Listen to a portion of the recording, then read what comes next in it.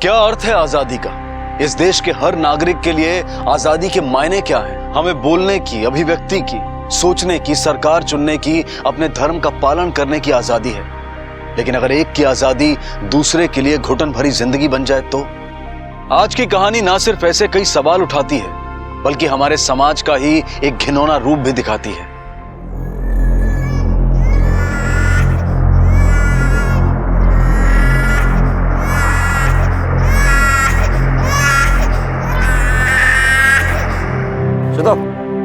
मैंने कहा लिया जानता छो वंशु तो चिंता ना कर, चुपचाप फिर। बाय बाय पेड़, बाय बाय कारक कौवे, बाय बाय कच्ची सड़क, बाय बाय पक्षी।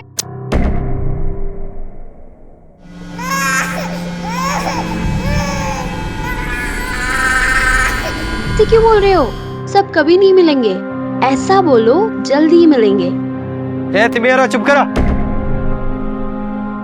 शाम बेसी ना करा बच्चे।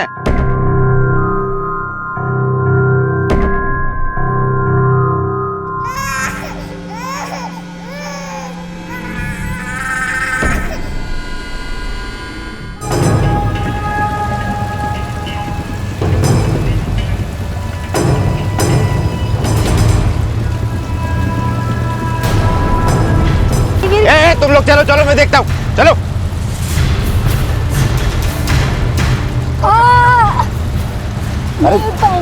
अरे एक बार कोशिश तो कर, कोशिश करके देख।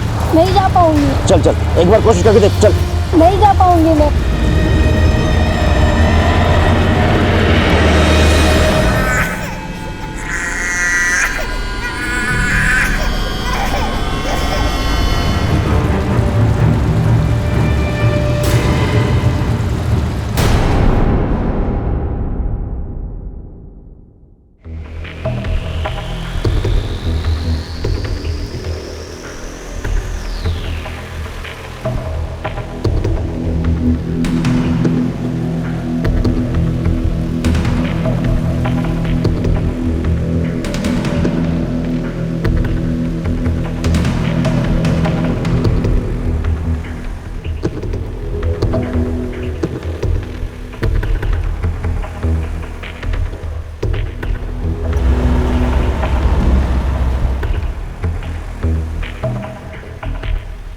रघु भैया, हम दीदी के घर कब पहुंचेंगे? पहला दिल्ली जाएंगे, वहाँ तुम सब जन छोले कुलचे का नाश्ता करना, उसके बाद मुंबई में मिसल। दीदी मिसल क्या होता है? बच्चा, मिसल ना वहाँ का बहुत अच्छा नाश्ता होता है। हम लोग मिसल खाएंगे भैया, हम लोग मिसल खाएंगे। मिसल खाएंगे।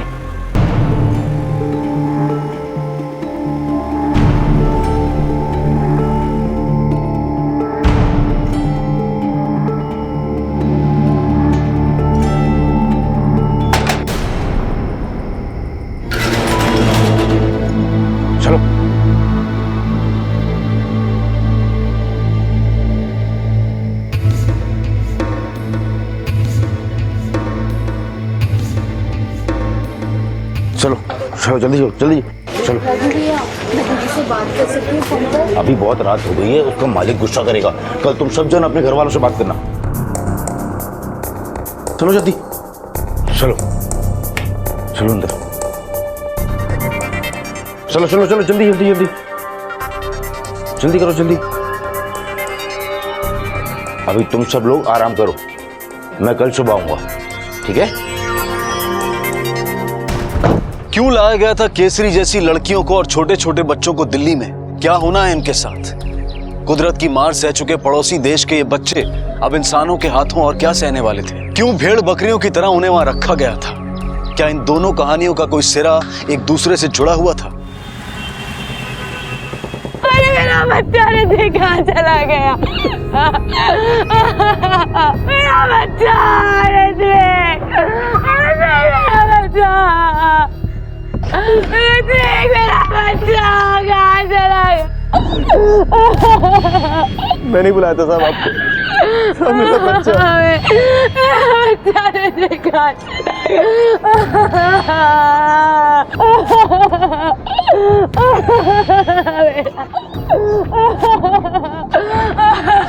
बॉडी को लेके मेरे बच्चे को छोड़ना मत उस लोकेशा को, जान लिया उसने मेरे बच्चे की।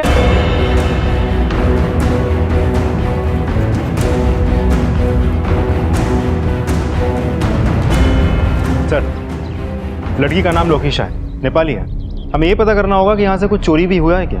अभी ना बच्चे की माँ बोलने की हालत में है ना बच्चे का बाप बोलने की हालत में। पहले हमें इस लोकेशा के बारे में पता करना होगा। सोसाइटी के पास क्या जानकारी, कहाँ की रहने वाली थी, कहाँ से आई थी, उसकी फैमिली कहाँ है, उसके पास फ़ोन था या नहीं, अगर था तो उसका नंबर क्या है। कभी ना कभी अपनी फैमिली से बात हुई होगी, उसके फ़ोन को सर्विलेंस पे डालते हैं। Yes sir. ए सीमा, सीमा, सारा दिन तू अकेले ही बात करेगी क्या? रख फोन, रख। कैसे ही तू बात कर।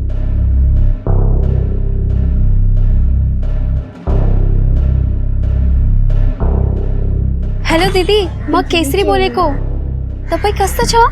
दीदी मैं दिल्ली पहुंच गई रघु भैया के साथ में ये बात करोगे? हाँ हेलो, पुलिस की गाड़ी। चलो अभी फोन रख, बहुत बात हो गई। रघु भैया, मेरी दीदी से पूरी बात नहीं हुई है। तो बाद में बात कर लेना, चल। ऐसे कैसे चले? मेरी तो बात ही नहीं हुई है, मुझे भी अपनी दीदी से बात करनी है। ये गुस्सा मत दिला मेरे को, समझी ना? मैं तो सबकी धुलाई करूंगा। चलो चलो। आप लोगों ने मेड का वेरिफिकेशन नहीं करवाया? पढ़े लिखे लोग हैं आप, आपकी सेफ्टी के लिए ये रूल। सर 1 साल से वो हमारे साथ में थी, जब मैं प्रेग्नेंट थी उसने सारा काम अच्छे से किया, तो हमने वेरिफिकेशन नहीं करवाया। बस इतना पता है वो नेपाल से थी। बेडरूम का लॉकर तो हमेशा बंद रहता था, ज्यादा कुछ लेके नहीं गई, 1-2 गहने और थोड़ा बहुत कैश लेके भाग गई। पैसों और गहनों की हिफाजत का इतना ख्याल है, और बच्चे की हिफाजत का क्या? छोड़ दिया एक अनजान नौकरानी के भरोसे। सर, लोकेशा के कमरे में ना बैग है, ना कपड़े, ना उसकी कोई फोटो। सर एक फोटो है मेरे पास उसके।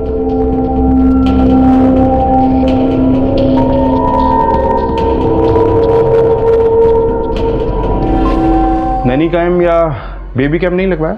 आजकल लगवाते हैं लोग घरों में। सर मैंने बोला था जिग्नेश से, पर नहीं लगवाया इन्होंने। आप एक काम कीजिए, ये फोटो आप मेरे नंबर पे भेज दीजिए।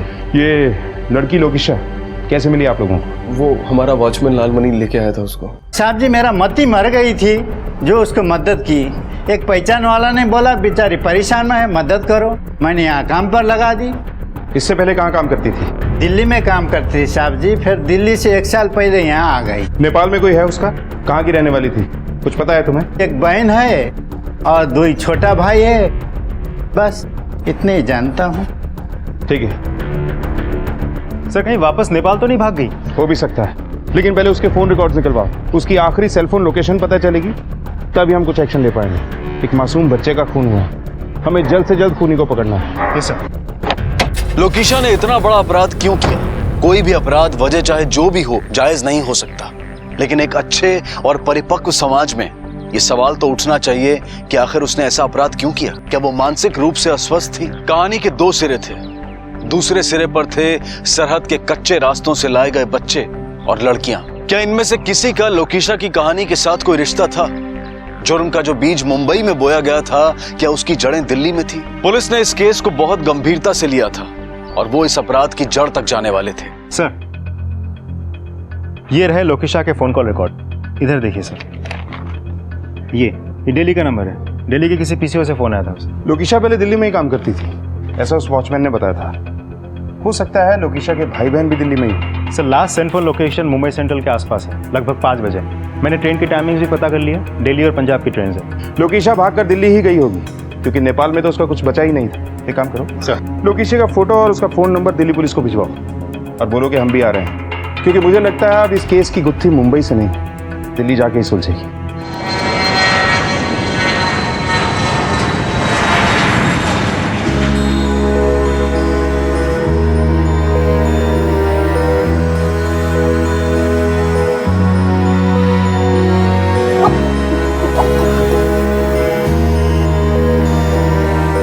दीदी मुझे प्यास लग रही है। पानी लेके आती हूँ, सोच।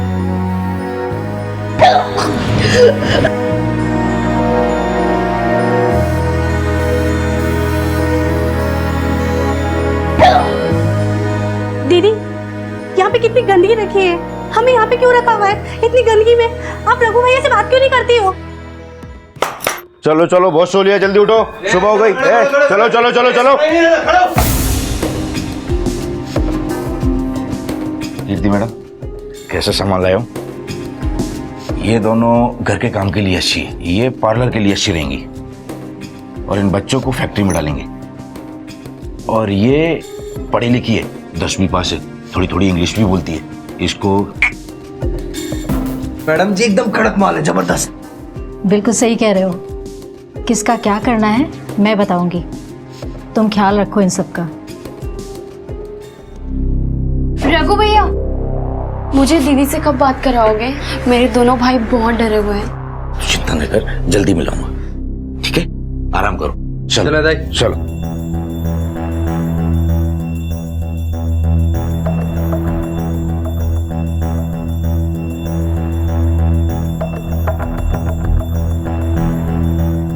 दीदी मुझे बहुत डर लग रहा है, नींद नहीं आ रही। हम जल्दी घर पहुंच जाएंगे। हाँ, आंखें बंद करके तुम्हें सब कुछ याद आएगा। हमारा गांव, वो झरना, वो बादल देखो नीचे नीचे आ रहे हैं। हम जल्दी घर पहुंचेंगे। हाँ, तुम सब डरो मत।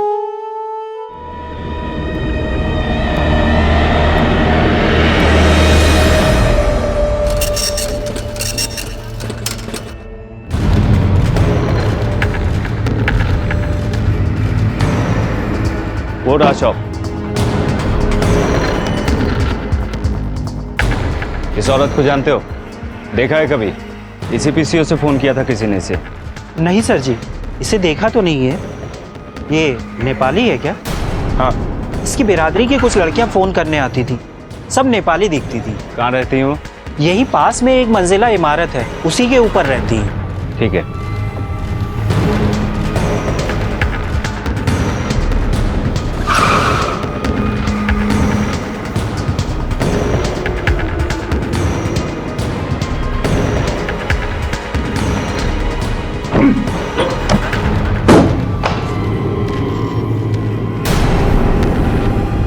सर्च करो अच्छी तरह।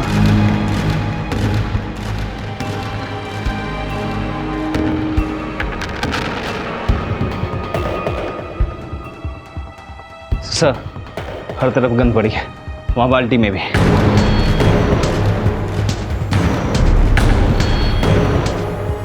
किसी केसरी नाम की लड़की की है। क्यों रहती होगी वो इस नर्क में?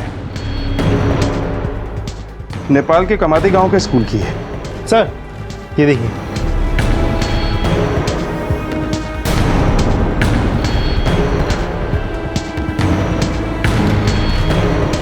यहाँ जरूर कोई क्राइम हुआ है। फॉरेंसिक टीम को बुलाओ। सर, कई सवालों के जवाब पुलिस के हाथ आते आते छूट गए और मुजरिम फरार हो गए।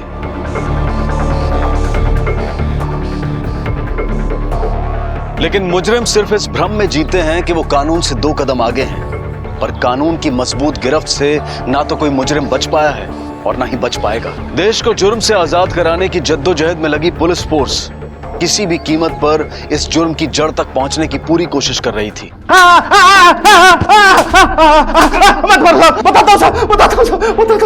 अगर कर साहब, यहाँ कुछ नेपाली लोग रहते थे, कुछ बच्चे और कुछ लड़कियां आते जाते रहती थी साहब। कभी कभी उनसे मिलने वाले लोग भी आते थे साहब। हमेशा से वही लड़कियां रहती थी? नहीं साहब, अलग अलग लड़कियां आती और जाती थी साहब। कमरा किसको किराए पे चढ़ाया था? एक कृति मैडम है साहब। लड़कियां यहाँ क्यों लाई जाती थी? क्या होता था उनके साथ? वो तो पता नहीं है साहब। किसी के नाम एग्रीमेंट कुछ होता था क्या? हाँ साहब, नोटरी का ठप्पा लगा के किराए पर चढ़ा दिया था साहब। हर महीने समय पे अच्छा किराया आता था साहब। अब बता, ये कीर्ति कहाँ मिलेगी? दक्षिण दिल्ली में एक ब्यूटी पार्लर है साहब। ले जाओ इसे। ये केस एक बच्चे के मर्डर से शुरू हुआ था, लेकिन लगता है कि ह्यूमन ट्रैफिकिंग का केस है ये, जिसके तार 3 जगह से जुड़े हैं, नेपाल से, दिल्ली से और मुंबई से।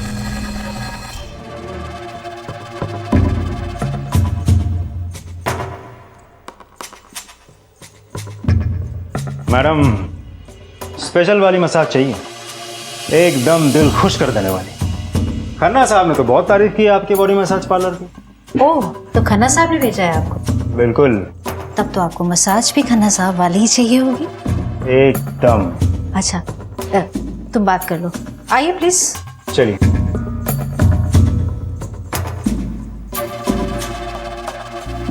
आइए, आप यहाँ बैठिए, मैं भेजती हूँ।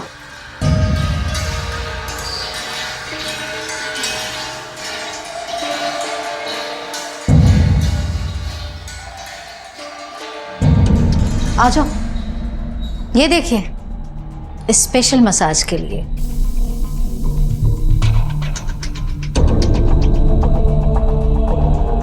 कोई फ्रेश पीस नहीं है? फ्रेश है ना, जाओ अंदर से दूसरी लड़कियों को भेजो, बिल्कुल गुलाब की तरह ताजी ताजी फ्रेश। अभी देखिए, आपको दिखाते हैं, ये देखिए।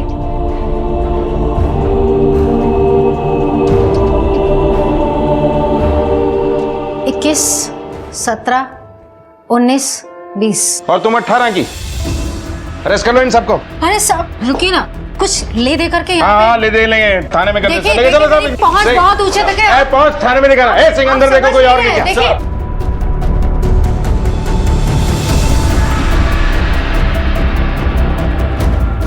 चलो, हो गया मसाज। चलो। तो चुप साहब, रहिए, चुपचाप चलिए यहाँ से। कुछ भी नहीं है साहब, छोड़ो ना मुझे, जाओ। छोड़ो साहब, ऐसा कुछ भी नहीं है साहब। आप मेरी बात क्यों नहीं सुन रहे हैं? सुन रहे तुम्हारी बात थाने में।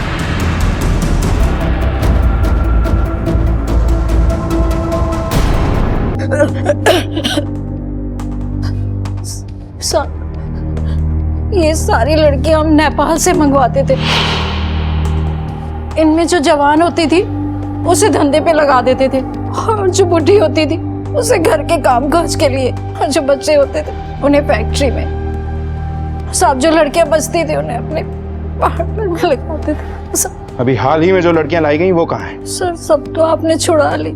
ये नेपाल से लड़कियां लाता कौन है? सब रघु।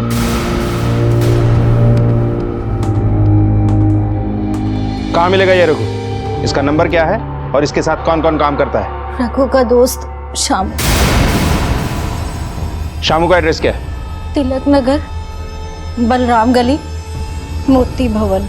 इनकी मदद से रघु का स्केच बनवाओ, सारे थानों में सर्कुलेट करो और पोस्टर भी लगवाओ।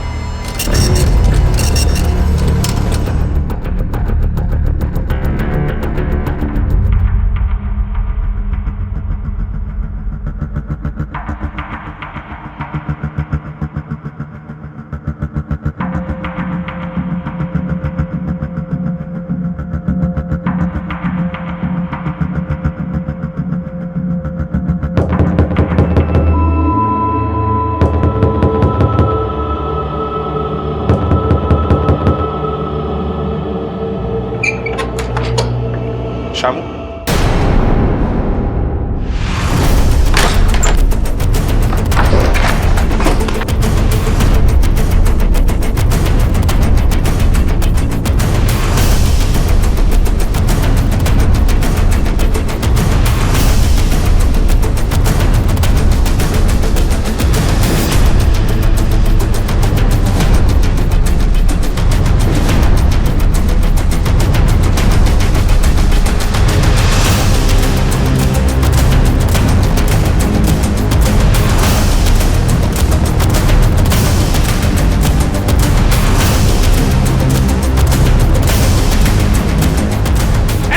रुक रुक।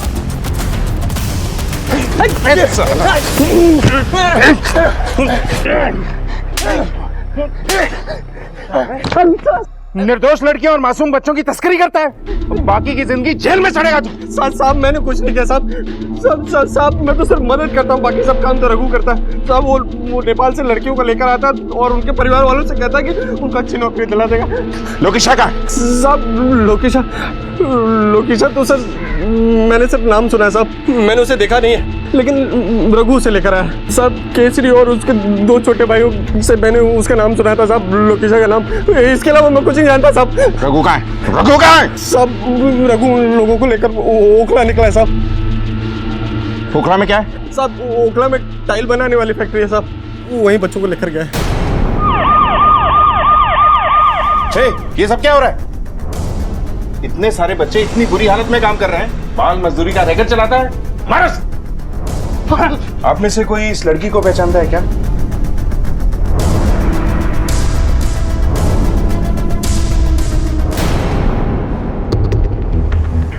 लोकेशा, ये मेरी बड़ी दीदी लोकेशा है और छोटी दीदी केसरी को रघु भैया लेके गए और मेरा भाई महेश उस कमरे में है। कहाँ है बच्चा? कहाँ है? चल। कहाँ है बता?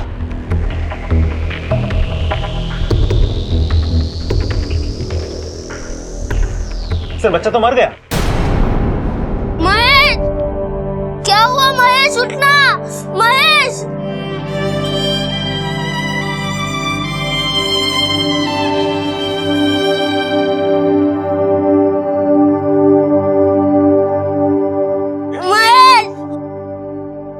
महेश क्या हुआ? बेटा लक्ष्मण, तुम्हारे भाई को किसने मारा? जब केसरी दीदी चली गई थी तब महेश बहुत रोने लगा, फिर रघु भैया ने उसे गुस्से में बहुत मारा। बेटा जिसने भी तुम्हारे भाई को मारा है उसको सजा जरूर मिलेगी।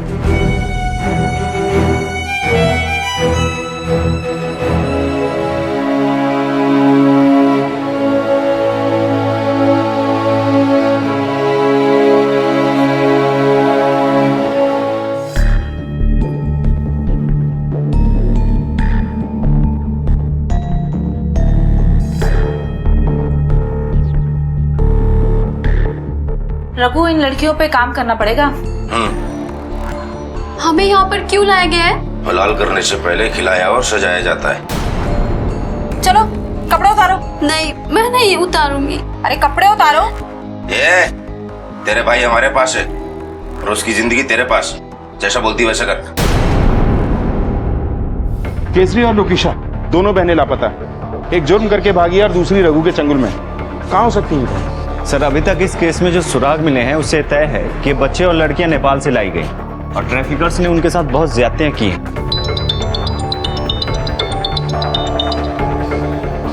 हेलो, ओके सर, लोकेशा का पता चल गया है। लोकेशा, बहुत घुमाया तुमने, चलो थाने, लेके चलो इसे।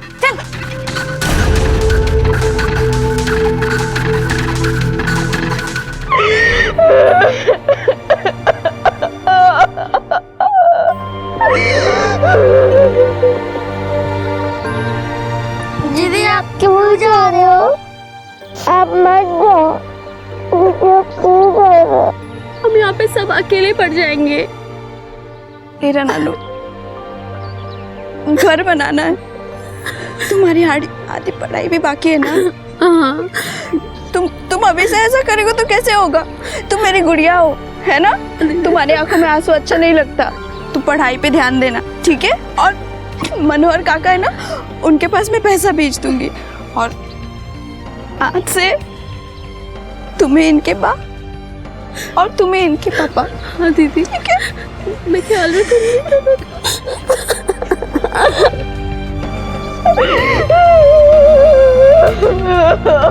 सर ये वाला नंबर, इसकी पूरी डिटेल्स निकाली है मैंने। सर वो लोकेशा मुंह नहीं खोल रही है, वो बहुत डरी हुई है।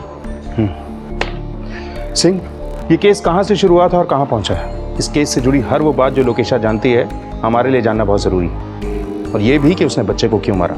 लेकिन उसे सच बुलवाने के लिए हमें कोई ना कोई तरीका अपनाना पड़ेगा। Yes sir.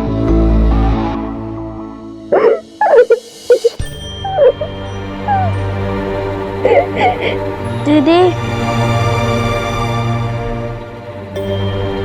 लक्ष्मण,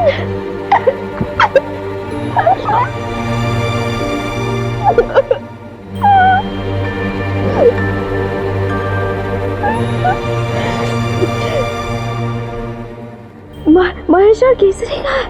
दीदी महेश मर गया।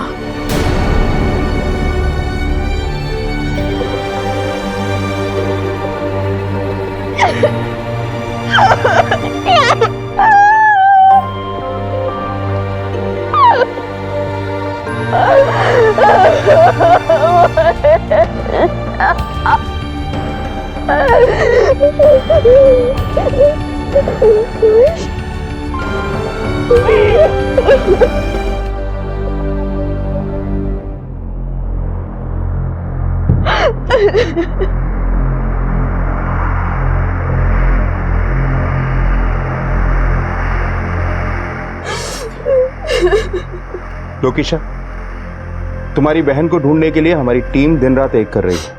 केसरी और उस जैसी लड़कियों को उनके चंगुल से छुड़ाना है। देखो, हम समझ सकते हैं तुम्हारे साथ जो हुआ वो ठीक नहीं हुआ, लेकिन जो तुमने किया वो भी ठीक नहीं था। अब हमें खुल के बताओ कि तुम्हारे साथ क्या हुआ, क्यों मारा तुमने उस बच्चे को। देखो, हमारी मदद करो ताकि हम तुम्हारी मदद कर सकें। डरो नहीं, बताओ क्या हुआ था तुम्हारे साथ। आज तक किसी ने मेरी मदद नहीं की। 28 साल की थी जब मुझे रघु इधर लेके आया था। मेरा पति मर गया और मेरे बच्चे भी नहीं थे। मेरे 2 भाई और मेरी बहन केसरी, उन लोगों को मैं अपने मासी के पास छोड़ के इधर काम करने आ गई दिल्ली में। वो रघु ने मुझे एक मसाज पार्लर में बेच दिया। वहाँ पे मसाज के साथ साथ और भी बहुत सारी चीजें होती थी। वो सब काम भी करवाते थे जो मुझे नहीं करना। हर रोज लोग आते थे, मैं गिनना भूल गई। मैं बस यही प्रार्थना करती थी कि मुझे भगवान इस नरक से निकाल दे। 2-3 साल तक मैंने ये काम किया। फिर मेरी बढ़ती उम्र की वजह से मुझे मुंबई में एक घर में आया का काम दिलवा दिया। उसका मुझे रघु को कुछ कमीशन देना पड़ता, लेकिन मेरे लिए सही था क्योंकि मुझे लगा कि मैं इस दलदल से बाहर निकल गई। लेकिन तृप्ति मैडम पेट से थी जब मैं उनके पास काम करने आई। अरे जान नहीं है क्या तेरे हाथों में? जा, तुझसे नहीं होगा, जाके अपना काम कर। और सुन, जाते जाते दरवाजा बंद करके जाना। उनके पति का मेरे पे बहुत गलत नजर था। मुझे पता था कि मैं ज्यादा देर तक उससे नहीं बच सकती। सब मर्द एक जैसे होते। मैं कुछ नहीं कर पा रही थी। तुम्हारे साथ इतना गलत हुआ, तुमने पुलिस की मदद क्यों नहीं ली? कहीं दूसरी जगह नौकरी क्यों नहीं ढूंढ ली? मेरे पास कागज नहीं है ना, तो इन लोगों ने मुझे काम पे रख दिया। वो लोग पगार तो देते थे, लेकिन उसकी कीमत कई तरह से निकालते थे। लेकिन एक चीज था जिसकी वजह से मेरा मन लगा रहता था वहाँ। वो क्या? मैडम जी का बच्चा ऋत्विक बाबा। मेरा कोई बच्चा नहीं था ना, तो मैं बहुत खुश रहती थी ऋत्विक बाबा को अपनी गोद में खिला के। ऐसा लगता था जैसे मेरा अपना बच्चा है। ए लोकेशा, ये क्या ऋत्विक लगा रखा है तूने इसे? बाबा बोला कर इसे। अगर तू इसे ऐसे बोलेगी तो घर के बाकी नौकर क्या बोलेंगे इसे? साहब, मैं रहती तो उनके घर पे थी, लेकिन सिर्फ एक नौकरानी। पति रोज रात को हवस निकालता था अपनी, और मैडम मुझे ऐसा देखती थी जैसे मैं गंदगी हूँ। तो इसका गुस्सा तुमने उनके बच्चे की जान लेकर निकाला? नहीं साहब, बच्चे से क्या दुश्मनी। मैं तो उनका बहुत अच्छे से ख्याल रखती थी। मुझे नेपाल के बारे में पता चला कि वहाँ पे भूकंप आ गया और मुझे अपने परिवार के पास जाना था। मैडम जी, कुछ दिनों की छुट्टी चाहिए। आपने टीवी पे देखा होगा ना, नेपाल में भूकंप आ गया। मुझे मेरे परिवार से मिलना, बताने किस हाल में हूँ। मरा तो नहीं ना कोई? फोन पे बात हुई ना तेरी? जब देखो जब छुट्टी चाहिए। अगर तुझे जाना है ना तो जो पगार लिया था ना वो एडवांस देकर जा। और भागने की कोशिश की ना तो पुलिस में कंप्लेंट करवा दूंगी, समझी तू? आई छुट्टी चाहिए इसे। मेरे भाई और मेरे बहन से मुझे मिलना था। भयो बेसी भयो ल चुप, दूध पनि थिम्दैन के भयो तिमीलाई?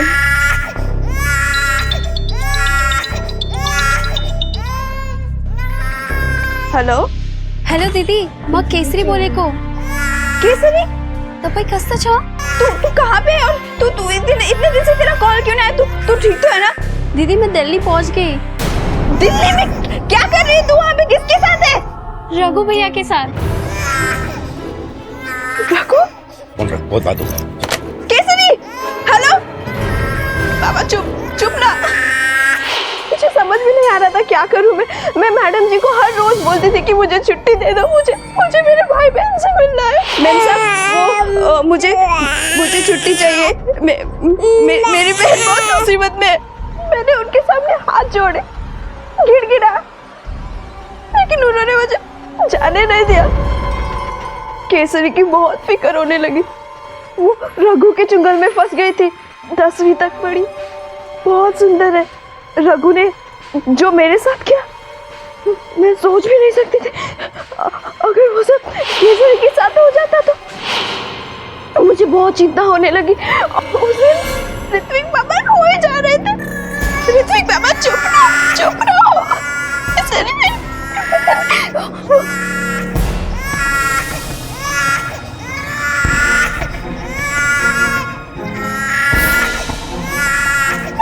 पापा चुप रहो, तुम चुप रहो। मैंने उनको चुप कराने की बहुत कोशिश की। मैडम जी भी मुझे घर जाने नहीं दे रहे थे। मुझे मेरी बहन को और मेरे भाइयों को बचाना था। मुझे कुछ समझ में नहीं आ रहा था और मेरा सिर फटा जा रहा था। और उसी बेचैनी में मैंने ऋत्विक बाबा को फेंक दिया। साहब, मुझे पता है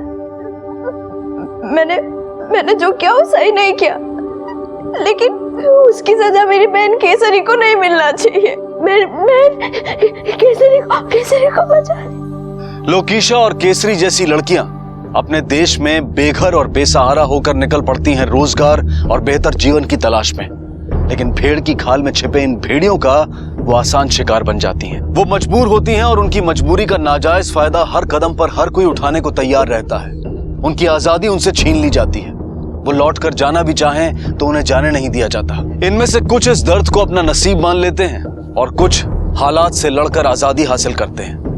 जुर्म की इस बड़ी दस्तक पर अब पुलिस मुस्तैद होकर मुकाबला करने के लिए तैयार थी। सर उस लड़की कीर्ति के बनवाए केस के आधार पर हमें रघु के बारे में एक बहुत इंपॉर्टेंट लीड मिली है। सर आज से 7 साल पहले बिहार में एक ग्रुप रॉबरी और मर्डर हुआ था, जहां 4 में से 3 अपराधी पकड़े गए, अभी भी सजा काट रहे हैं। ये चौथा फरार आदमी है। इतने खतरनाक आदमी के साथ केसरी और न जाने कितनी लड़कियां होंगी, पता नहीं किस हाल में होंगी।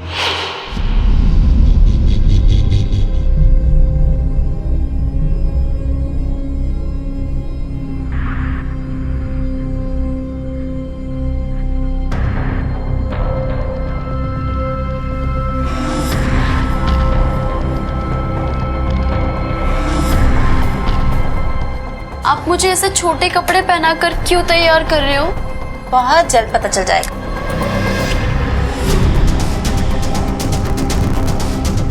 हेलो रघु, लड़कियां रेडी हैं। अब बोल। सर, रघु के बारे में एक इन्फॉर्मेशन है। सदर बाजार के डिलाइट फोटो स्टूडियो में रघु कुछ लड़कियों के साथ देखा गया है। चलो।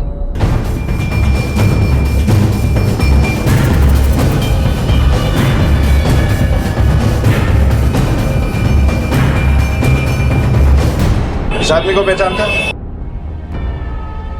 हाँ सर, ये आदमी कुछ दिन पहले ही आता है यहाँ पे, कुछ लड़कियों को लेकर कह रहा था फोटो खिंचवानी है। चल अभी देर हो गया, दूसरी को भेज। सर कुछ वीजा लगवाने के लिए बोल रहा था।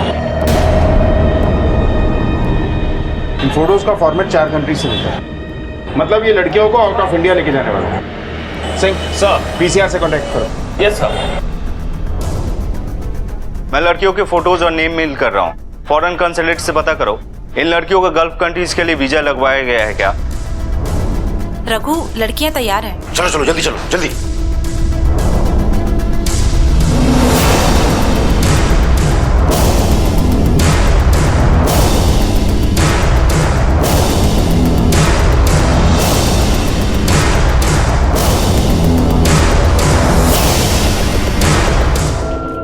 ओके थैंक्स सर, खबर पक्की है। वीजा लिया गया था उन 3 लड़कियों के लिए। फ्लाइट डिटेल्स भी मिल चुकी हैं और फ्लाइट 3 घंटे में छूटने वाली है। टाइम बहुत कम है, हमें डिपार्चर से पहले वहां पहुंचना होगा। Right sir.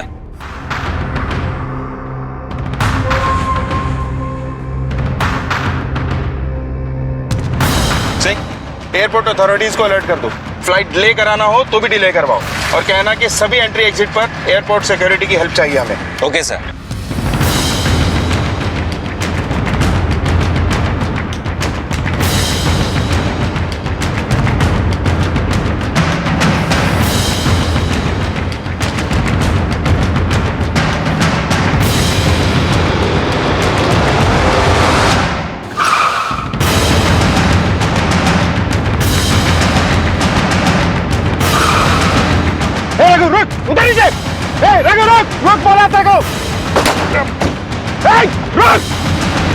रुक!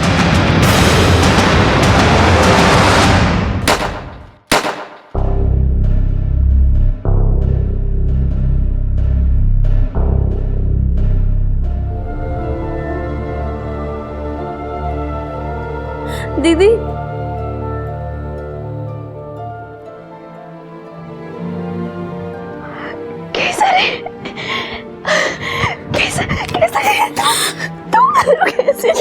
कैसे होती थी? तू ठीक है ना? तुझे चोट नहीं आई ना? केसर ये क्या पहना है तूने?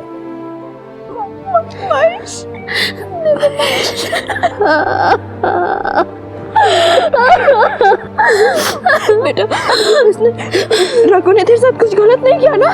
नहीं ना? दीदी अब यहाँ पर कैसे? अब मेरी जिंदगी इसी जेल में जाएगी। जिंदगी ने तुझे दोबारा मौका दिया है ना? तू इसे गवाना मत, किसी के भी झांसे में मत आना, ठीक है? और अपने सारे सपने पूरा कर, लक्ष्मण का ख्याल रख, अपना भी पूरी तरह ख्याल रखना, ठीक है? पूर्ण स्वराज की इमारत मानवता और समानता की नींव पर खड़ी होती है।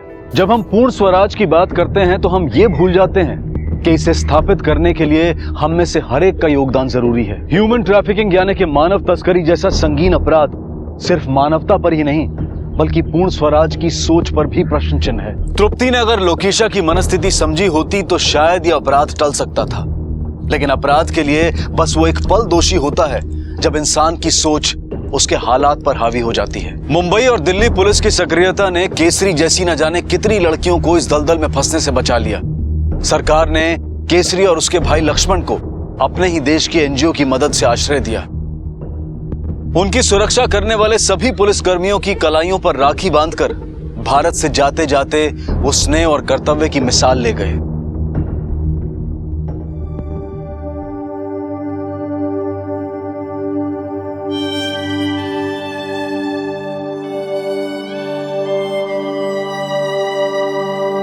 मुझे दो, मैं देखता हूँ।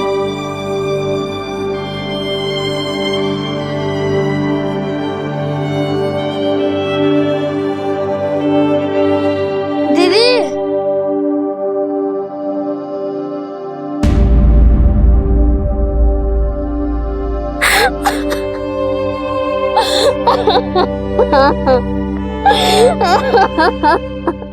लगभग 6 लाख से 8 लाख जीते जागते इंसान हर साल अवैध रूप से इंटरनेशनल बॉर्डर्स पार कराए जाते हैं। इनमें से ज्यादातर बच्चे होते हैं। ये बच्चे प्रोस्टिट्यूशन यानी देह व्यापार या बाल मजदूरी के लिए इस्तेमाल किए जाते हैं। इनसे इनका बचपन छीन लिया जाता है, जवानी लूट ली जाती है। जब हम अपनी सुख सुविधाओं के लिए दूसरों की आजादी को कुचल देते हैं तब ऐसे संगीन हालात पैदा होते हैं। शोषण, असमानता, जुल्म, जब तक किसी भी समाज में ये रहेंगे तब तक पूर्ण स्वराज एक सपना ही रहेगा। सब मिलकर कदम उठाएंगे तो अपराध टल भी सकते हैं और उनसे मुक्ति भी मिल सकती है, और ये है असली आजादी। इसी विचार के साथ अब मैं अनूप सोनी आपसे विदा लेता हूं। फिर मुलाकात होगी अगले एपिसोड में जुर्म की एक और कहानी के साथ। तब तक अपना और अपने परिवार का ख्याल रखें और देखते रहें क्राइम पेट्रोल डायल 100। सबक एक को सीख हम सबको। जय। क्राइम पेट्रोल के और भी दिलचस्प कहानी देखने के लिए हमारे चैनल को सब्सक्राइब करें और बेल आइकॉन दबाना न भूलें।